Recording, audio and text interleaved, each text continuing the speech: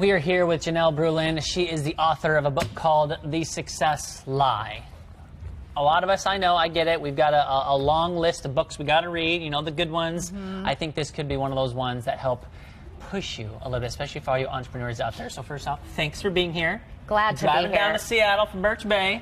Love Birch Bay, by the way. Absolutely. And so can we just start by asking, like, what is this lie? Yeah. Like, what's the lie? Absolutely. Well, in my own pursuit of success, I discovered that there is a pervasive lie in the world today. And so many people have bought into it and they don't even know it. And it is the success lie.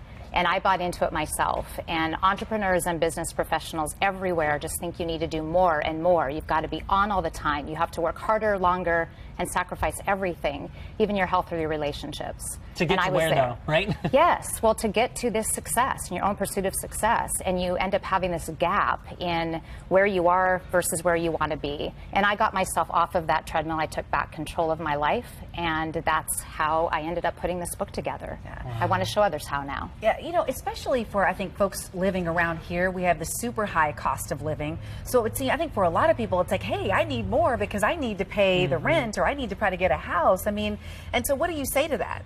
Yes. Well, I think it's really important that we find our own version of success and not somebody else's. And I think so many of us, we will try to live up to others people's versions of success.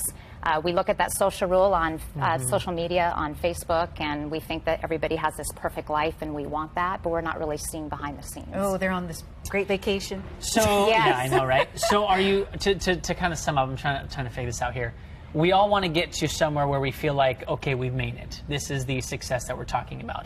But that could be everlasting. You could always be chasing something, right? Yes. We're always looking for the success. Is it ever going to be here? Do we have to become okay with, like, hey, maybe I'm successful right now and appreciate the now? Is that what? Absolutely. Well, the book is really about defining for yourself what your own version of success is and not somebody else's. And it's that life, your own best life, and you've got to determine what that is and not follow what anybody else's version is. And this book gives you a proven process of how to design that best life, the best life that you deserve, the one that you've always wanted.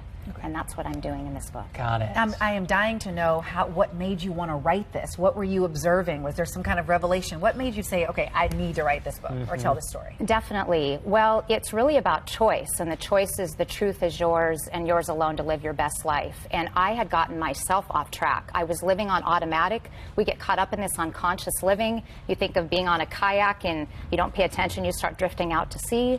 Our lives can be like that, and you just stop paying attention to where you're going, and it can take sometimes a few years, sometimes many years, but you end up drifting and you end up where you don't want to be. And this book is really about first becoming aware of what's not working, and then determining what kind of life that you want to have, and then a proven path and steps to figure that out and get there. Before you go, can you give us just one of your truths? Because I know we can't give them all of them. Can you give us one of your truths for success? Yes, yes, absolutely. The truth is that choice. That you have to make the choice to have your own version of success and not live by what everybody else says that your life should be.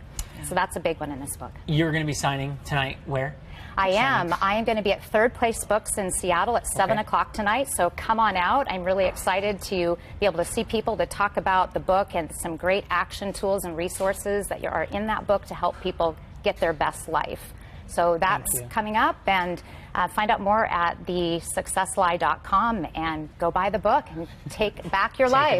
Take it in. Hey, I love it. We're successful now. I love it. Thank you for being here. You bet. My pleasure. Thank you so much. Yeah, of course. We're going to send it over to Michelle now. Michelle, you got an update? Yeah, I do, and I want to show you some of the comments that are coming in from the 5 Hive because Angela posted this question: how do you work smarter, not harder? Share your ideas here. And Amelie said setting a goal, reaching the goal, and being happy with the results. Sometimes success isn't what we pictured when we set out to achieve it. Isn't that what we were just talking about?